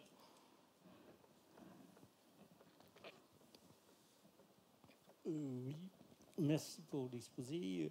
Je voulais parler de la nutrition animale. Justement, vous avez dit qu'il y a des contrôles sur... or qu'il y a des animaux qu'on consomme tout le temps et qui consomment des insectes comme... les poules, les cités, puis dans les oiseaux aussi. Les poissons aussi. Le poisson et tout ça. Et là, il n'y a jamais eu d'études. D'abord, je voulais savoir, est-ce qu'ils consomment toutes sortes d'insectes, où on sait quel type d'insectes ils consomment, et il n'y a pas eu d'études, et puis on les consomme, quoi. Et puis tout à fait, quoi. Bien sûr. Donc, quand on parle de poulets bio élevés en plein air, quand ils sont en plein air, ils vont consommer des insectes beaucoup plus que les poulets qui sont élevés en batterie. Là, effectivement, ils ont... Bon, il y a peut-être aussi des insectes qui rentrent dans les élevages de poulets en batterie et qui se retrouvent là et qui sont consommés par les poules. Mais alors, vous dire quelles sont les espèces d'insectes que consomment les poules ou les poissons, là aussi, excusez-moi, mais ça dépasse mes compétences. Mais voilà, enfin, je pense qu'ils consomment une grande diversité d'insectes qui sont à leur disposition. Mais je ne peux pas vous dire... voilà, ça va dépendre de l'espèce de poisson. Entre truites, saumon, ils ne vont certainement pas consommer les mêmes insectes, puisque ce n'est pas les mêmes insectes qui sont accessibles à un saumon qui est en pleine mer par rapport à une truite qui est dans des lacs ou des rivières. Voilà, pour les poules, c'est pareil. Ça va dépendre des insectes qui sont à leur disposition. Mais c'est tout à fait naturel pour ces espèces de consommer des insectes. Donc c'est un peu... un retour en arrière de les autoriser finalement à consommer des insectes. Mais c'est que là, au lieu qu'ils en consomment naturellement, on leur en propose en fait en plus dans leur alimentation. C'est ça qui est différent. Mais vous avez raison, c'est quelque chose qui est habituel pour ces animaux. Après, le bœuf, que je sache, ne consomme pas d'insectes, donc on peut se poser la question, effectivement, bon, on ne va pas lui proposer un insecte vivant au bœuf, mais par contre, on va pouvoir incorporer des protéines d'insectes dans son alimentation ou des lipides d'insectes, etc., le mélanger avec son alimentation. Par contre, une poule, effectivement, vous avez vu dans les différentes autorisations pour l'alimentation animale, on peut donner, maintenant c'est autorisé, des insectes vivants à des poules en nutrition animale. Ça ne pose pas de problème. Après, il faut que ça soit quand même des insectes provenant d'élevage sûr, hein, comme je vous l'ai dit. Il ne faut pas capturer des insectes dans la nature pour différentes raisons, pour ne pas appauvrir l'environnement d'insectes, pour ne pas appauvrir la population. Et puis ces insectes dans la nature, on ne sait pas ce qu'ils ont consommé, donc ils sont potentiels. Ils peuvent introduire des contaminants chimiques, des produits phytosanitaires, et donc ça, c'est pas bon. Donc, par contre, des insectes d'élevage, c'est extrêmement contrôlé, donc là, il n'y a absolument aucun souci de sécurité alimentaire. Oui. Nous prenons une autre question de socionaute. Est-ce que l'élevage industriel des insectes, une fois atteint, serait aussi problématique pour l'environnement et la protection des ressources naturelles? Alors, je pensais avoir répondu à cette question avec mes premières diapositives, mais justement, non, c'est beaucoup moins problématique puisque ça produit beaucoup moins de gaz à effet de serre, ça produit beaucoup moins d'ammoniac, ça consomme moins d'eau, ça a besoin de moins de terre pour être élevé. Donc, je n'ai pas pu vous montrer une photo pour des droits à l'image de la société Insect, mais ils élèvent des insectes sur des hauteurs impressionnantes, plus de 20 ou 30 mètres. C'est des grands plateaux les uns sur les autres. Et ça, évidemment, on ne peut pas le faire avec d'autres animaux. Seul l'insecte permet d'être élevé comme ça, quoi. Donc, voilà, beaucoup d'avantages. Je ne dis pas qu'il n'y a pas d'inconvénients. De toute façon, forcément, il y aura toujours des inconvénients. Il y aura toujours une consommation d'eau, il y aura toujours une production de gaz à effet de serre, etc. Mais elle est beaucoup moins importante en comparaison au kilo de protéines produits in fine que l'élevage des animaux de production. Et surtout du bœuf. Vous avez vu, c'est le bœuf qui est, bon, mis à part pour l'ammoniac, où c'est les porcs qui sont en tête, c'est souvent le bœuf qui est en tête pour tous les inconvénients pour la planète. C'est pour ça qu'on vous conseille de consommer raisonnablement. Je n'ai pas dit qu'il fallait remplacer complètement la viande des animaux de production par des insectes, des protéines d'insectes, mais si on pouvait diminuer notre consommation et la remplacer en partie par des protéines d'insectes, ça serait autant de bénéfices pour la planète. Justement, pour une avant-dernière question, y a-t-il des études comparatives qui permettent de démontrer l'avantage et l'intérêt en termes de coût d'un élevage fermier ou piscicole fondé sur l'élevage des insectes? Alors, il y a quelques études qui ont été faites par des collègues de INRAE, effectivement, dans le cadre d'un projet européen. Mais c'est très, très préliminaire. C'est sur une seule espèce d'insecte qui est Ténébrio, dans des conditions d'élevage particulières, finalement, en France, avec les coûts de production en France, etc. Donc, si j'ai souvenir, sur cette étude-là, mais il y avait des coûts qui étaient encore légèrement supérieurs à l'élevage de certains animaux de production.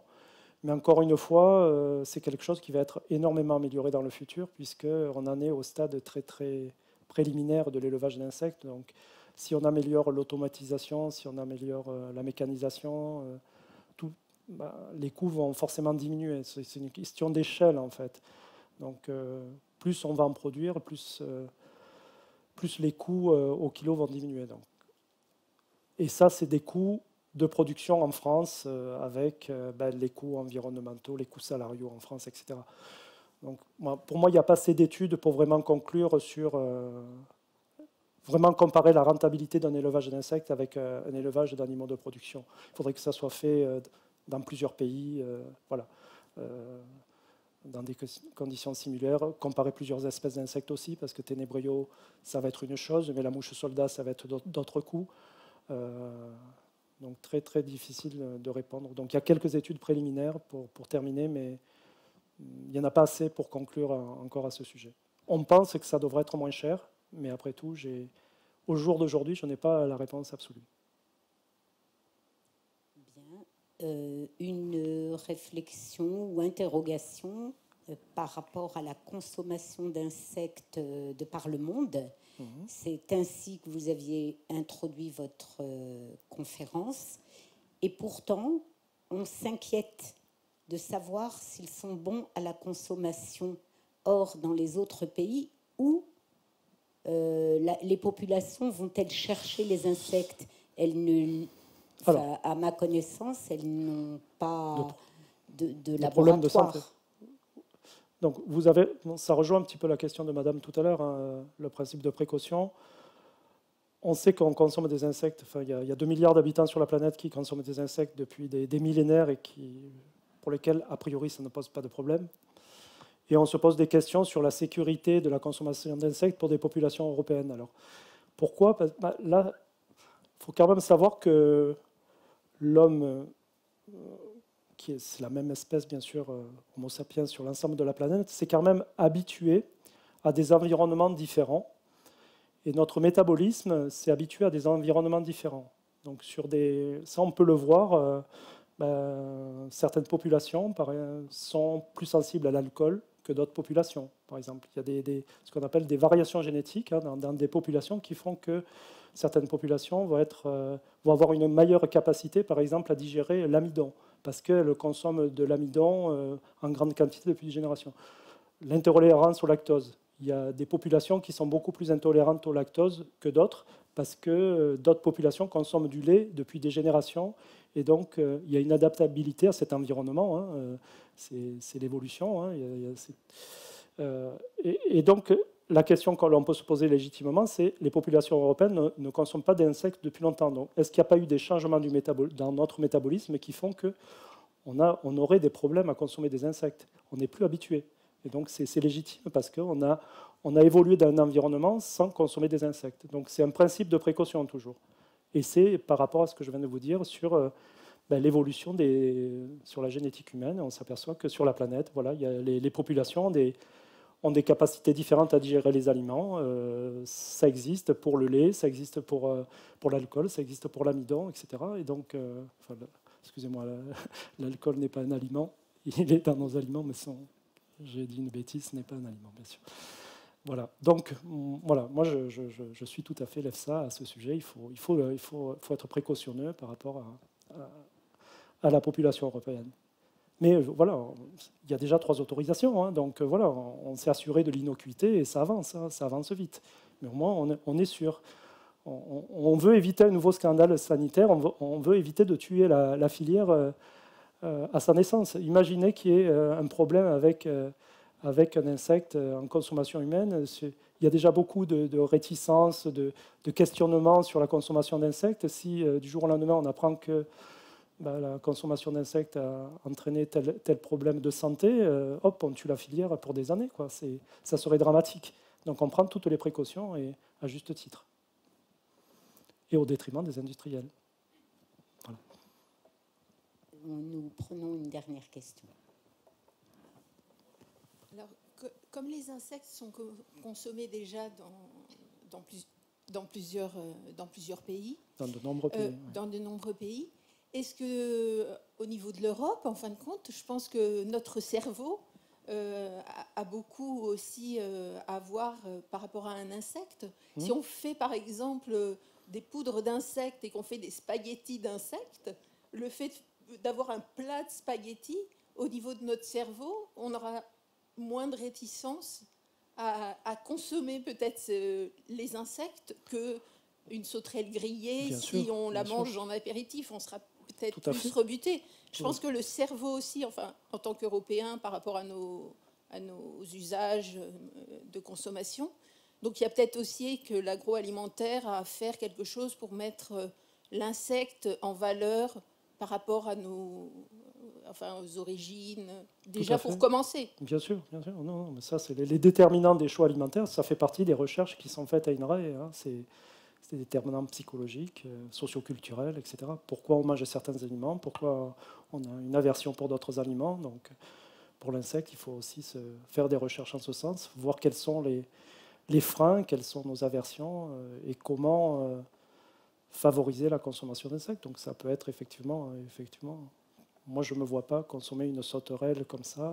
Pourtant il y en a qui le font, j'ai vu des photos, ils enlèvent juste les ailes et les pattes, et puis quand ils croquent là-dedans, pourquoi pas, il y en a que ça ne rebute pas, mais la plupart des gens ça va les rebuter. Par contre si on me dit il y a un steak aux insectes comme un steak de soja et que je ne vois pas l'insecte, je ne vois pas pourquoi, s'il est bon, je ne vois pas pourquoi je ne le mangerai pas, ça ne me pose pas de problème. Après, ça va peut-être poser des problèmes à d'autres personnes. Voilà, il y a des recherches à faire en ce sens, et je pense que les industriels, ils vont inventer des choses pour nous permettre de consommer des insectes. Je pense que...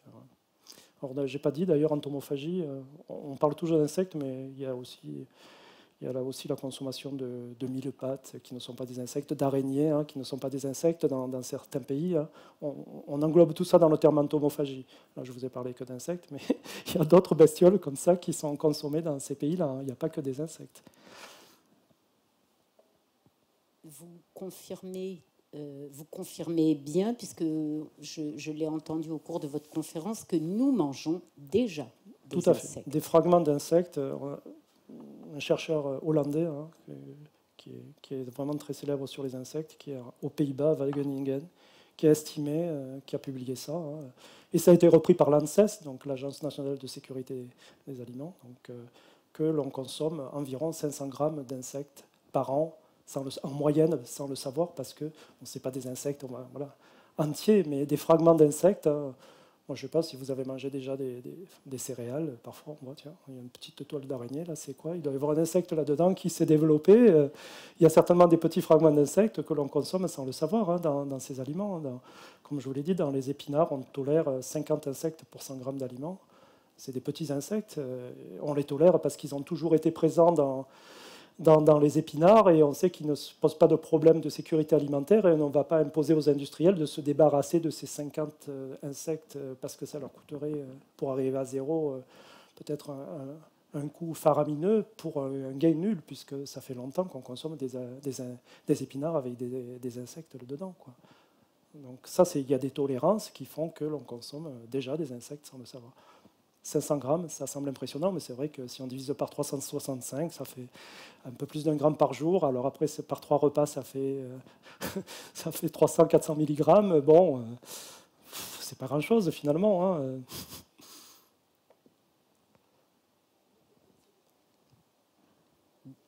Merci beaucoup. Merci au public pour sa coopération, ses questions. La participation du public sur place et en ligne est importante pour enrichir les conférences. Donc, n'hésitez pas à revenir. Et je dis aux personnes à distance qui pourraient se déplacer qu'on a un auditorium franchement magnifique et que ces sièges se demandent si vous n'êtes pas mort et morte. Je confirme. C'est magnifique vu d'ici. Merci beaucoup. Bonne soirée et bon appétit.